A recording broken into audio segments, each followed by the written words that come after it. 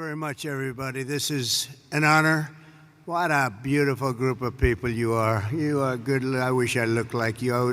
I would have been president 20 years ago if I looked like you.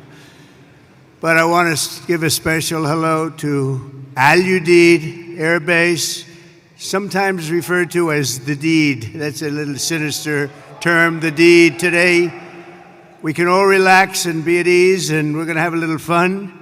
I have nothing else to do, so let's have a little fun, right?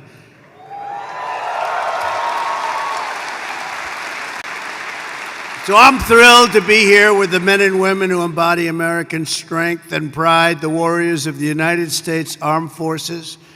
It's an amazing group of people. You are, without a doubt, the greatest fighting force in the history of the world. That's the way it is. I said it last night. I said it strong. We have the strongest military in the world. There's not even a contest. We have the best equipment. Nobody has equipment like us. Nobody has the planes or the missiles or anything else.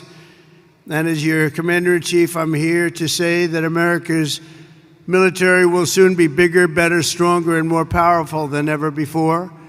We just did a budget. The budget was the highest by far, over $1 trillion. That's a lot. That's a lot of stuff. And hopefully it's peace through strength. Hopefully we don't have to use it.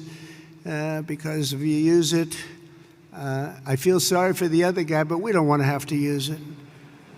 I want to recognize a true warrior, and that's our Secretary of Defense. They put him through hell, the radical left did, and he's incredible. You know, he went to the best schools, he did the best stuff. He's a smart guy, and he's a great guy, and I just listened to his words standing backstage when he was speaking, and he really has it right on the peg.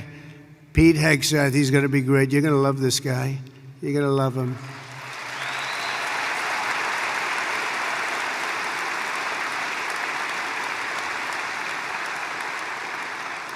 And I also want to influence you to clap for a man who's a great influencer. In fact, my son, Barron, said, "Dad, you got to do an interview with somebody I hadn't heard of." But my son knew very well. He knows everyone. He said, "Dad," this is before the election. You know, we won in a landslide, in case you hadn't known. But he said, "Dad, you got to do an interview with a guy named Theo Vaughn." I said, "Who the hell is Theo Vaughn?" He said, "Dad, he's such a big guy. You got to do an interview." So he knew all the names. I didn't know the names. And where is Theo? He's around here someplace, I think. Theo, thank you very much.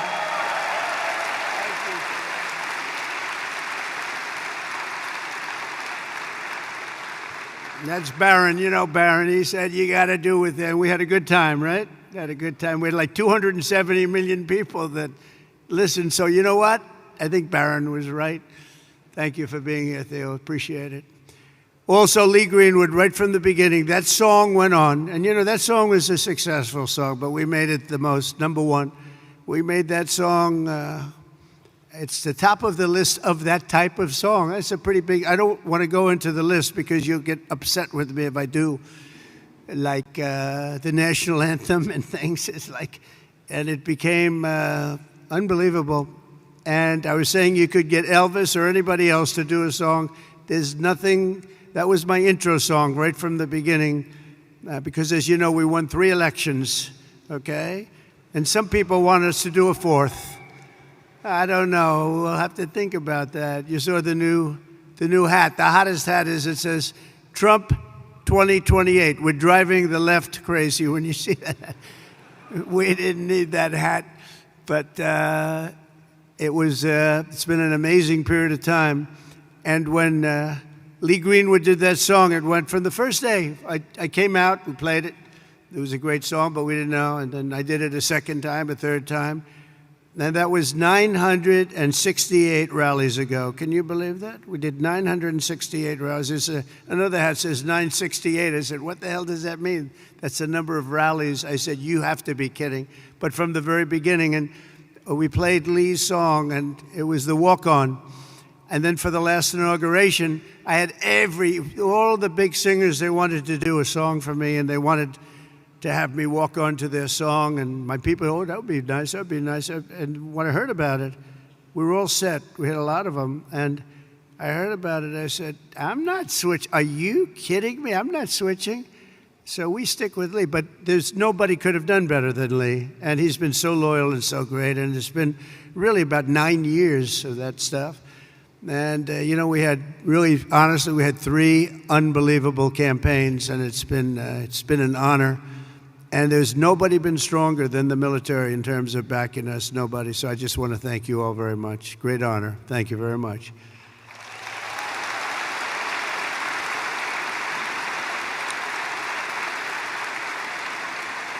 And also with us today is really a great talent and somebody who's one of the most popular television hosts in history. Still looks young to me, but he's been doing it a long time. But he's an incredible man. He's always seems to take my side, and therefore I like him even more.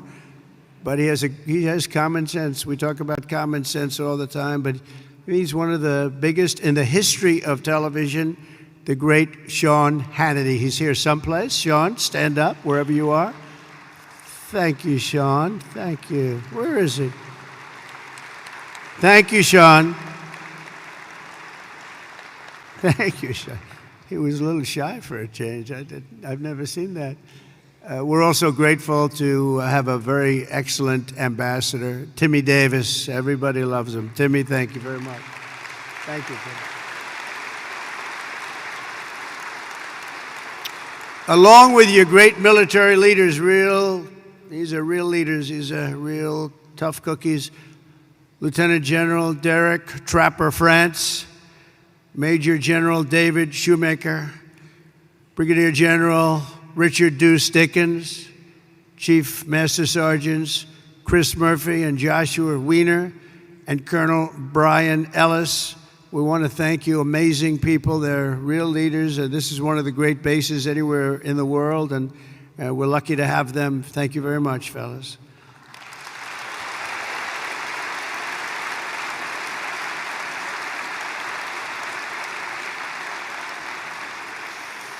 And a very special thanks as well to our partners from the Qatar Army and Armed Forces. Let's give them a really special hand. They are so great. They are so great.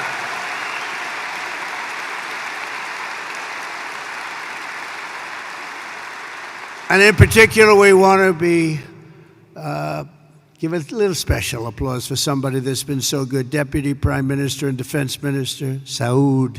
Where are you, Saud? Thank you very much. Great. Thank you. Thank you. It's an honor. Yesterday, we signed an agreement for Qatar to purchase $42 billion worth of the finest American military hardware, including THAAD missile batteries, Pegasus refueling aircraft, Desert Vipers, light armored vehicles, amphibious combat vehicles, the MQ-9B, and the Sky Guardian drones. That's all the best stuff. If it isn't, please stand up and tell me and we'll get something else. But I believe it's the best. Qatar will also be investing $10 billion to support this massive base in the coming years, and there's no place like it, they say. And a man, the leader, Amir, he's been a special friend of mine for a long time. Long before I did the political thing, when he was a novice, he was a young guy, and we got to know each other, and we liked each other and got along long before I ever thought of running for president. And it's nice when you have that kind of a relationship. We got along right from the beginning. He's a special guy. He's a great leader of your country. So I want to just congratulate you on that, and all the Qatari people, a spectacular group, and it's an honor. And I don't think our friendship's ever been stronger than it is right now. It's you had the last administration. I don't know if they knew too much about what was happening, but this administration does, and you will never see anything like the relationship that we have. We just left Saudi Arabia, as you know, and you have a fantastic crown prince. He is a fantastic guy likewise, and we're going from here, we're going to UAE and United Arab Emirates, and we're going to see another leader. It's an amazing part of the world, and our relationship has never been stronger. And you're going to see that as time goes by. But with us, it's not words. As you know, I'm in the midst of a very historic trip, visiting the key partners in the Gulf. We had just some incredible stopovers and a wonderful day. Yesterday, we had the dinner, however, with His Highness, the Emir. And I'm going to see him in a little while. I'm going to be saying goodbye to him, but we'll be saying hello again very, very soon. But no visit to the Gulf would be complete without stopping to salute the people who keep America safe, strong, and free, and the patriots of the United States Army, Navy, Space Force. I love Space Force. I have to say, that's my little baby. You know, I started that. They said, that will never work. Oh, it worked. You know, we were way behind Russia and China, and now we're way, way ahead of everybody. So Space Force, I'm very happy. That was not since the Air Force has that happened. So we created a force, and it's a big force, and it's a brilliant force. So Space Force, thank you for doing such a great job. The Marines, and of course, the United States Air Force. Al Udeid is the home of the legendary 379th Air Expeditionary Wing, known as the Grand Slam Wing. We also have the 1st Expeditionary Theater Support Group. You got them all. And let's not forget the top-notch Army soldiers from the 11th Air Defense Artillery, the Imperial Brigade. Thank you, fellas. That's great.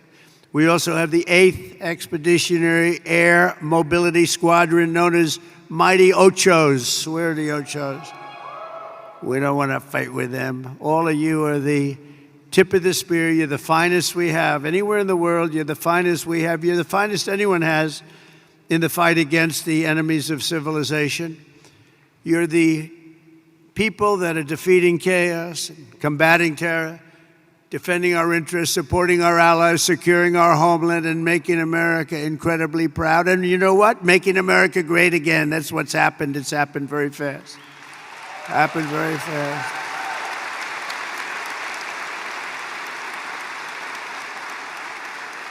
As president, my priority is to end conflicts, not start them, but I will never hesitate to wield American power if it's necessary to defend the United States of America or our partners. And this is one of our great partners right here.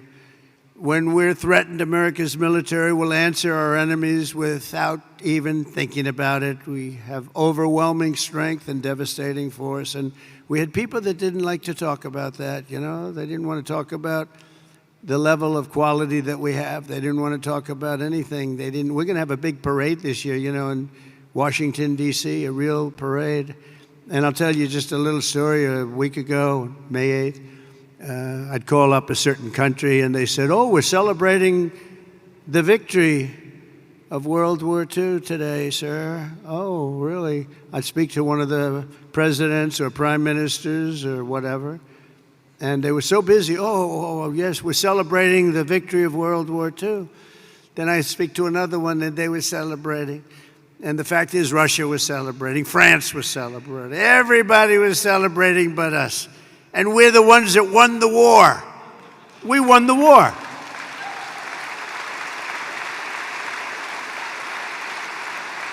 And they helped. But without us, they don't win the war. We're all speaking German. You know that, right? Without us, they're speaking German, maybe a little Japanese too. We won the war, and we're the only ones that didn't celebrate. So what I did is I got my crack staff over there, and we did it every time. We have May 8th, and we also have the date in November, that sacred date in November for World War I, because we won that war too. But think of it, I'm calling. Now, we love France, right? But I think we did a little more to win the war than France did. Do we agree? You know, I don't want to be a wise guy. But when Hitler made his speech at the Eiffel Tower, I would say that wasn't exactly ideal. And I called up the president, Macron, good guy, by the way. Donald, we are celebrating our victory over the Germans. Oh, that's wonderful. No, we don't take credit for what we do. And I said, what the hell? Every country I've spoken to in the last week is celebrating the war but us. Isn't that terrible? So we're going to be doing holidays, but I said it has to be a working holiday because you can only do so many of them. We have a lot of holidays. I'm not so sure we should have them, and you don't have to go to work. Our country has to go to work. So we're going to have a working holiday for each one of those 2 dates. And we're going to be celebrating, too, because we should celebrate more than anybody else. And others did help a lot, but nobody helped like us. We wouldn't have won. I mean, the fact is, not winnable without us. And now we're stronger than ever before. You know, I rebuilt the military in my first term. We had a great first term everywhere. We had the greatest economy ever, stock market up 88%, the biggest rise ever, all of that stuff. But the second term is going to be even better. We have over $10 trillion going to be invested in our country. And this little tour didn't hurt, I will tell you, between the 3 great places. I recently announced that I'll approve an unprecedented $1 trillion, as I told you. It's going to end up going higher, investment in the U.S. Armed Forces, and that's a record as part of that effort. I signed an order to build the Golden Dome missile defense shield to protect our country from missile attack. Is everybody okay with that?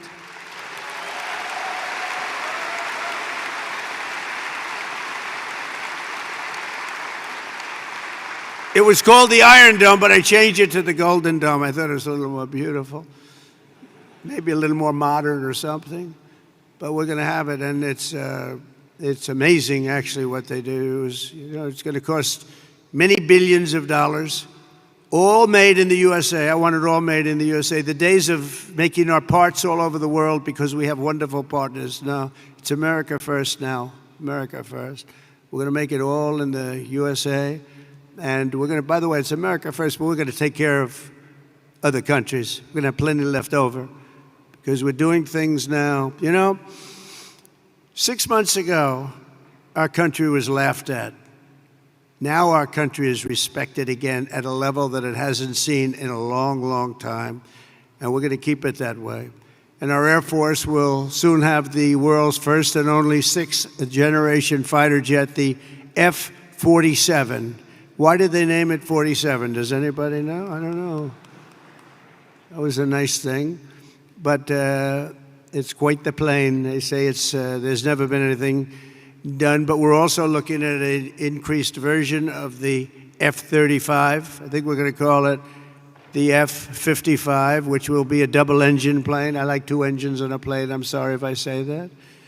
But does that make sense to anybody? Does anybody agree? General, do you agree with that? I like it. Thank you. So many of you, sir, this engine is infallible. No engine is infallible. I like 2 engines on a plane. Should have been made with 2 engines. If I were here, you would have had 2 engines, and you would have had a lot of other victories, by the way. But we're going to do, when you think of it, Russia, Ukraine would have never started. October 7th, Israel would have never happened because Iran, as you know, was broke. They were unable to fund Hamas or anything else. It wouldn't have happened. We wouldn't have had the disaster of Afghanistan, the leaving. We were getting out, but we're getting out with dignity and strength. We're going to keep Bagram Air Base. We weren't going to give that up because it's 1 hour away from China. 1 hour. You know who occupies it now? China. The damage that administration did to this country is legendary, allowing 21 million people through an open border where anybody could walk into the United States of America is something that will never be forgiven. Grossly incompetent and evil, bad people too, bad people. But the real strength of our military doesn't come from its fighter jets. It really comes from our people. That's you. It comes from our people. You're unbelievable people. The aptitude and all of the things you have to do what you do. I look at some of those engines, and I'm a pretty smart cookie. I would tell you I'm real smart. And I look at you, and you take those engines apart and put them back together, blindfolded, and fix them up. It's amazing what you're able to do. And then to fly them, just incredible. You're incredible. You're a very special group of people. And that's why in my 2026 budget includes across the board. Maybe you don't want it. Look, for the good of the country, you don't have to take it. Pay raises for each and every one of you, substantial pay raises. But you don't have to take it.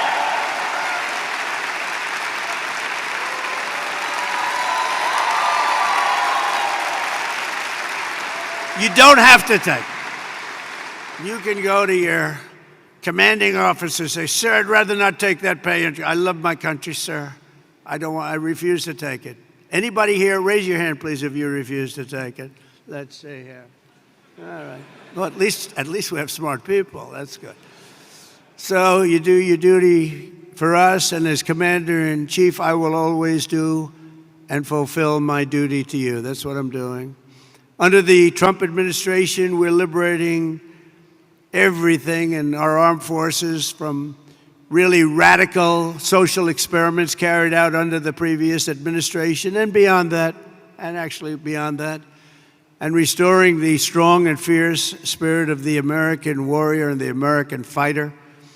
On day one, I signed an executive order stopping our service members from being forced to endure endless training sessions on political correctness. We don't care if you're politically correct. And I directed the reinstatement of all patriots expelled from our military by the COVID vaccine mandate, which should have never happened. They're being returned at their former rank with full back pay. Very important. After years of not making our enrollment targets, to me, this is the biggest thing. Our military suddenly has the best recruiting numbers that perhaps they've ever had, but certainly in 30 years. Think of that. You go back 6 months ago, we couldn't get people to join the military. Nobody wanted your job. Now everybody wants your job. So we went from having the worst numbers we've ever had in terms of recruitment. That included police officers also, firefighters, but police officers. But in the military, think of that.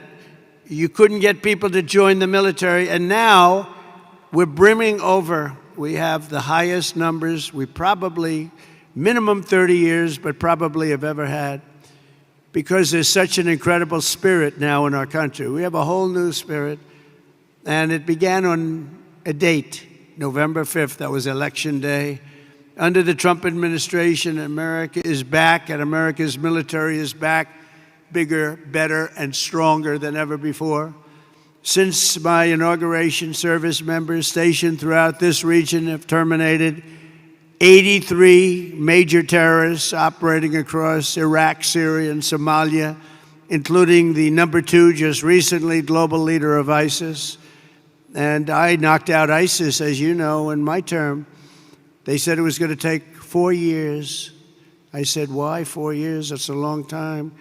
And then I met a General Raisin Kane. He's now the head of the Joint Chiefs of Staff, right? And he was great. He said, we can do it in 3 weeks, sir. I said, well, I was told 4 years, General, by your television generals in Washington, D.C. And he didn't want to be disrespectful to them. He said, sir, I'm telling you, if you want, we can do it in 3 weeks. And that's what he did. He knocked out 100% of the ISIS caliphate in 3 weeks.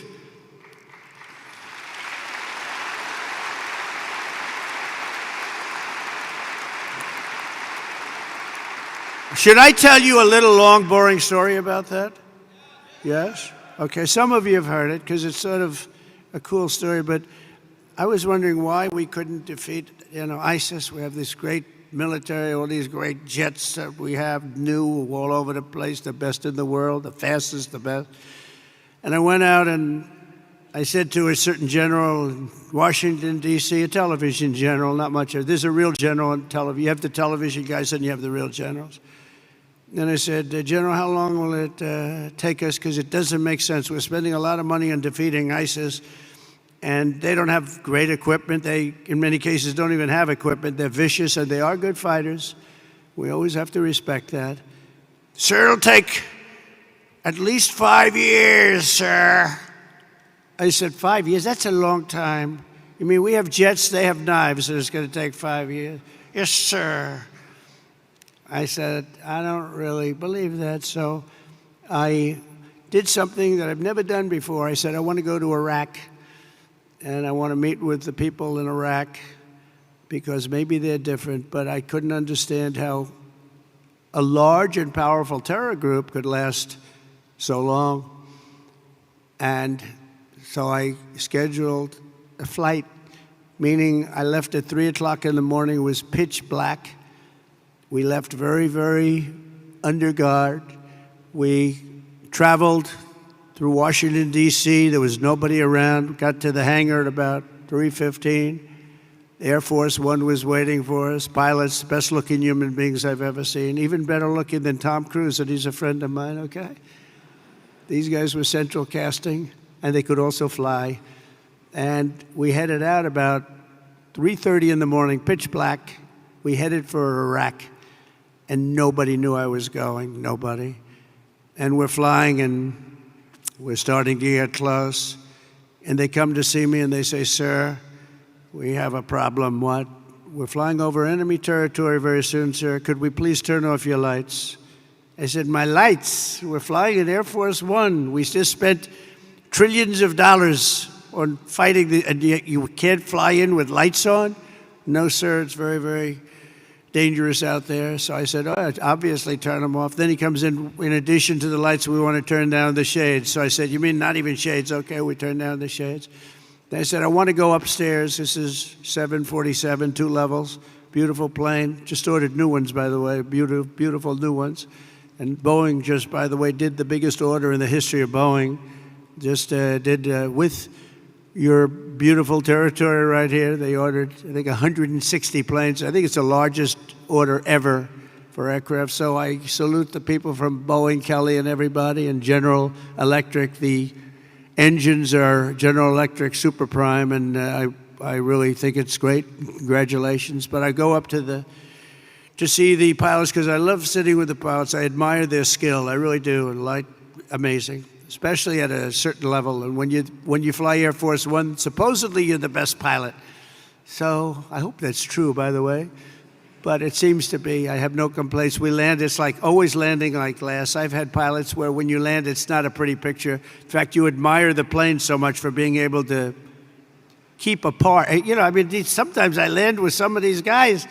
You're bouncing down the runway. I'm saying these planes are amazing that they don't crack up. But these pilots land, I mean, and the 747's a hard one to land, but they're great. So I go up, I see the pilots, I say, "Hi, Captain." The guy's a handsome guy. We've got a blonde flat top. I'd like to have a flat top like that.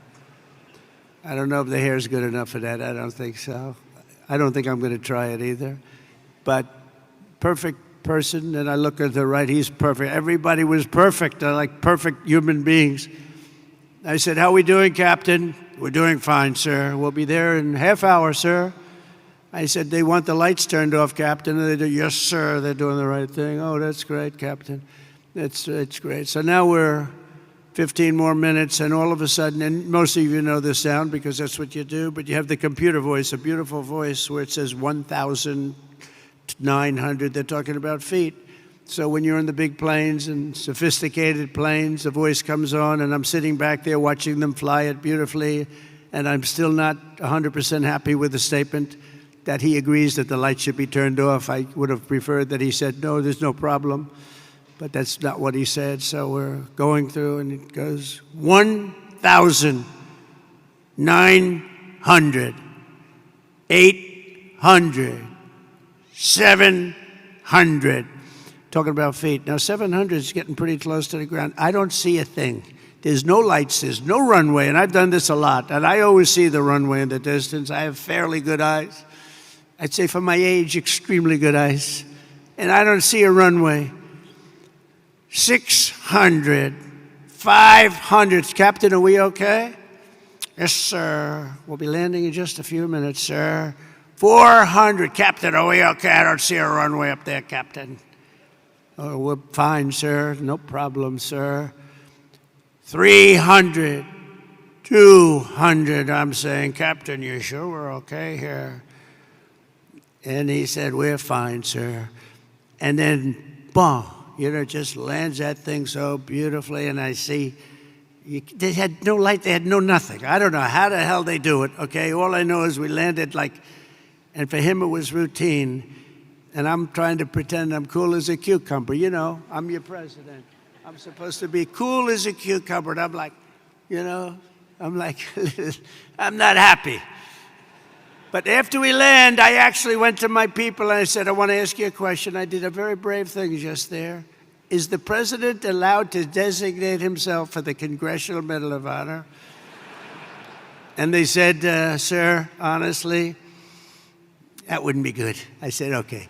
So anyway, we get it. I kid. I have to say I kid because the fake news is back there, and they'll actually, no, it's true. And they'll say that the president wanted to give himself the Congressional Medal of Honor, and he was talked out of it by his staff. So anyway, I get, the door opens, we have a platform, and I look down, and I see these are all specimens, just like you guys are all perfect people. And I'm seeing a couple of generals, a couple of staff sergeants, and drill sergeants, but everybody's like from a movie. And I walk out of the plane and meet the first gentleman. And I said, what's your name? He said, Kane, sir, my name is Kane. And I said, hello, Kane, what's your first name? Well, they call me Raisin.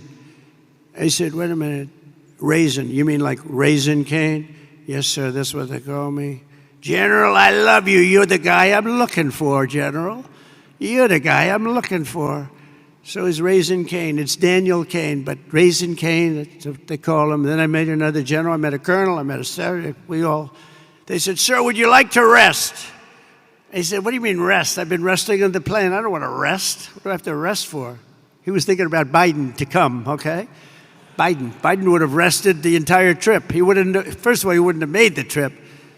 But if he landed, he would have been rested for about 5 days before he had the first meeting. I said, no, let's go have the meeting because I want to find out what's going on over here.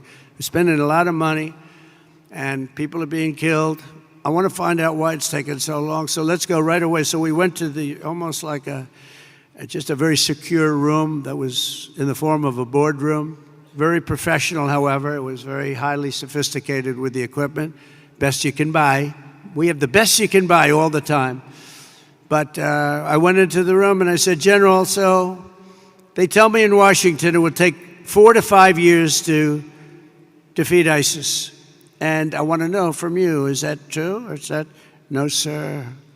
But it's not my place to say, sir, because they are the ones that call the shots. I said, well, if you disagreed, it's not the military way, sir. You have to listen to them. That's a chain of command. I said, oh, that's great. I'm not sure I like that system. But how long do you think it would take you if I gave you total authority to go in and knock the hell out of them? So it would take approximately 3 weeks. I say it again, General. I was told 5 years. Sir, it'll take 3 weeks and you'll have time left over. I said, you got to be kidding me. Where the hell have you been? And then I sort of was really in disbelief because I said, I've been hearing for so long and we've been fighting it. How long will we fight him? 18 years or something? And here's the guy telling me 3 weeks. So I said, General, how do you do it in 3 weeks? He says, well, sir, I don't like saying this because I do have people in Washington, but I'm going to say it. We have portable stations. We have portable runways. We have runways all over the place. We have other bases. And we're being forced to fight them from a very far away, distant base, which is right here. And by the time we get there, we have to come back because there's no fuel and we're way too far away, sir. And they're over here, and he shows me a map, and we're over here, and we're all the way here, sir. I said, why didn't they use the other bases? Well, they didn't want to disturb the country where those bases were located. I said, we give those countries billions of dollars. We can disturb them a little bit. They wouldn't know what we're doing anyway. Are they going to know where the planes are going? Not really, sir. I said, so what would you do different? He said, well, sir, I'd start from here, and he went through a whole thing. And I'd hit him from the left. I'd hit him from the right. I'd hit him from underneath. I'd hit him from the top. I'd hit him from every angle, sir. I'd hit him so hard and so fast they wouldn't know what the hell is happening. I said, and you think you can do that in 3 weeks? Yes, sir, and we're going to have time left over. And I said, let me think about it, General. I went back to Washington, and I spoke to a couple of people, and they said, I don't think so, sir. I think you're talking about years of fighting. And then I called the general and I said, "So, General, you still think you can do it in 3 weeks?" A lot of people think you can't even come close to that. "Sir, we'll have time left over." I said, "Go to it, General, go to it." "Thank you, sir." And he hit the hell out of him. He hit the hell out of him. And he calls me up, "Sir, we have a lot of these people, and if you want, I can finish it off right now, sir." I said, "Well, I don't know. That's a lot. It's a lot of people." "Well, these people are not good people, sir. These are not good people. You'll feel better about it." "Well, they're not good people, but they're people, aren't they?" And he goes, I said, "You know what? Why don't you buzz them for a little while, and maybe after a day or two of buzzing them, they'll surrender." "They don't know about surrendering, sir." "Well, maybe they'll raise the white flag." "They don't have a white flag, sir." I said, "Well, give it a shot anyway." He said, "All we're going to do is take a couple of bullet holes in our wings." You guys know about that, right? And I said, "Well, let's give it a shot." And he calls up and says, "Let me do the job, sir." I said, "All right, do the job." And we defeated 100% of the ISIS caliphate in just a very short little period of time, totally different from what I was told in Washington, D.C. by a bunch of frickin' losers, okay? Losers. And that's the beginning. And I took that general and made him the head of the Joint Chiefs of Staff, as I told you. And he's going to be great, and he's highly respected by everybody, just a different kind of respect, too. It's a real respect. But we can do our job better than anybody in the world, but you have to have the leadership of the top at the top, and we're doing that. We're finding, we let a lot of 4-stars go, a lot of 4. We had more 4-stars. We had, I think, 425 4-stars in World War II, which, by the way, we won. In World War II, we had 187 generals, and we had like 425 generals now, without really a war. And so we made a lot of changes, and we have the best. We have the best. We worked hard to figure the best, the real ones. We want the real generals, not the fake generals, and not the political generals, too. So we have something that's special, but it can show you really what happened. We also just apprehended, as an example, the ISIS terrorist of the Albrecht Grab, the one that caused all of the problems in Afghanistan, caused unbelievable destruction. We lost 13 great soldiers. I got to know the parents and the families of those soldiers. But you know what they don't say is the ones who were so horribly wounded, which were many. And hundreds of people were killed from the other side. I always include that. That should have never happened. That whole mess should have never happened. I think it was the most embarrassing day in the history of our country. And we're not going to have things like that happen anymore. And again, we should have kept the air base. We should have kept it. We let it go.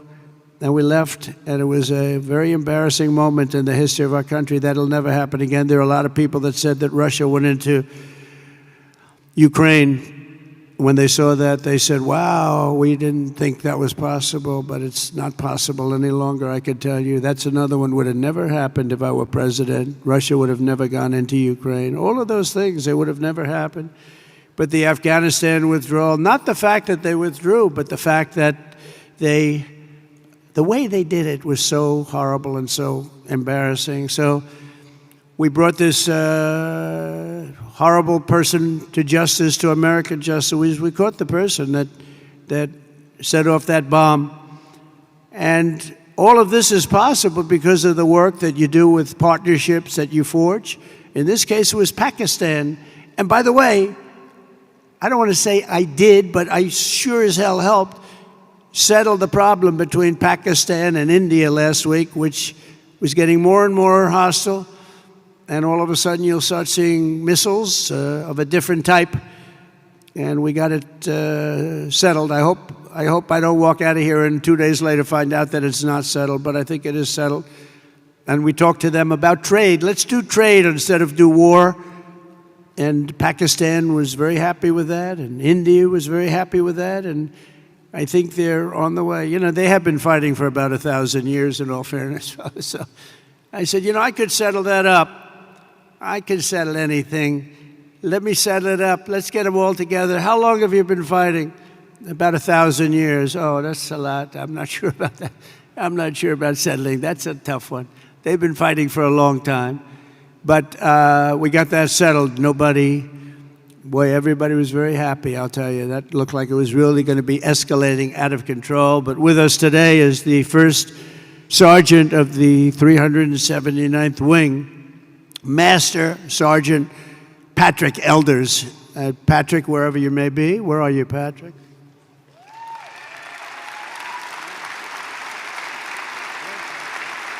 Handsome guy. Wow. I'm looking at him from here, and it says after having served 22 years, he's a lot. How long have you been in, Patrick? Wow, that's amazing. It looks like he's like 25 years old. I'm saying 22 years. They said, we must have this mixed up. We don't have it mixed up. I guess when you love what you do, you stay young, right? And he loves what he does, no doubt about it. But having served over 22 years in the Air Force, he's one of his, right now, this is his 6th deployment.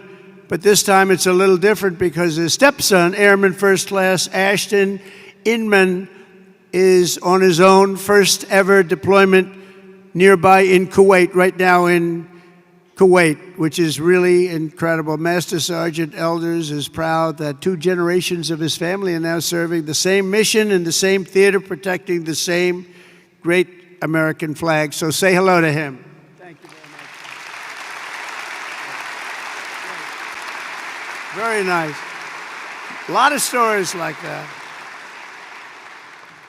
A lot of stories like that, and I want to thank Airman First Class Inman also very much. That's a great story. That's a great story, and we have many of them. I guarantee in this room right now there are many such stories. There are several married couples serving side by side in uniform at this base, including Staff Sergeants Tyler and Paige Duck. Where is Tyler and Paige?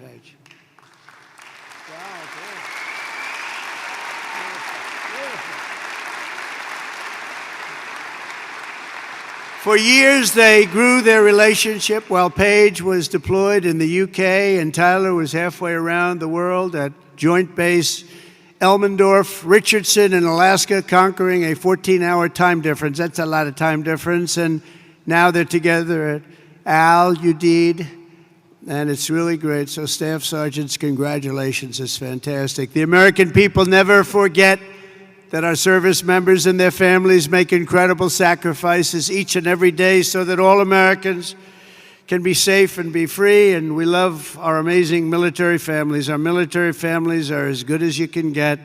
The men and women here today are part of a noble tradition of service that has been passed down from one generation of Americans to the next, and your spirit and courage and sacrifice has always been there when we needed you the most. You're always there when we need you the most. With us today is Master Sergeant Michael Schlow, who happens to be from a small town in a place called Butler, Pennsylvania. Has anybody heard of Butler, Pennsylvania? Yeah. Michael is a member of the Air Force Reserve as well as Butler County Corrections Officer. And last July 13th, he attended the rally where an assassin tried to take my life. He gave it a shot. Not good. That was someday. As soon as the shots were fired, Michael raced to direct law enforcement toward the sniper's perch, then worked to evacuate the rest of the crowd in a very safe manner. But Master Sergeant Schlow would be the first to tell you who the real hero was that day. He personally knew and really liked veteran firefighter, also a veteran of the military, great veteran of the military, who laid down his life for his country, really laid down his life for his country. His whole life was about his country. Corey Comparator, and he's become somewhat of a legend, I will tell you. He took a hard shot. He took a hard shot guarding his family. Master Sergeant Schlow, your commitment represents the very best in America. Thank you for your incredible service that day and forever, because that day was a horrible day, but you acted with incredible bravery. We've got reports about what you did. It was really amazing, and I personally appreciated it. That was a That was a rough day. We don't want to have days like that. But Corey was an incredible guy, lost his life, guarding his wife and children. Every American warrior here today inherits a legacy of exceptional patriots who have defended our freedom for nearly 250 years. You carry on the glorious tradition of the heroes of Lexington and Concord, Gettysburg and Belleau Wood, Normandy and Midway. You embody the spirit of the soldiers who hoisted the flag over Fort McHenry and the Marines who planted the stars and stripes on the summit to Iwo Jima. That was a rough attack. You carry forward the mission of generations of Americans before you who marched through halls of gunfire, trekked over rugged mountains, stormed across scorching deserts, sailed through hostile waters, conquered unknown dangers, and poured out their blood and guts on battlefields all over the world. The military is incredible, and we won our independence. We preserved our union, protected our way of life, defeated fascism, crushed terrorism, liberated millions and millions of people from bondage, and brought communism to its knees. It's what we did. And now we're going to defend America from all enemies, overcome all obstacles.